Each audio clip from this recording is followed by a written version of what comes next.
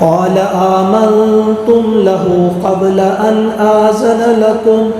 إنه لكبيركم الذي علمكم السحر فلأقطعن أيديكم وأرجلكم من خلاف ولأصلبنكم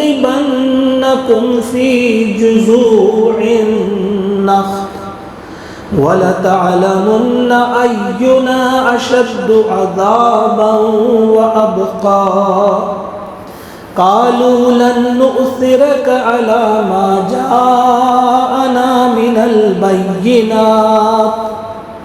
ما جاءنا من البينات والذي فطرنا فاقض ما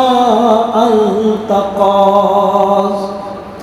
إنما تقضي هذه الحياة الدنيا إنا آمنا بربنا ليغفر لنا خطايانا وما أكرهتنا عليه من السحر والله خير وأبقى إنه من يأت ربه مجرما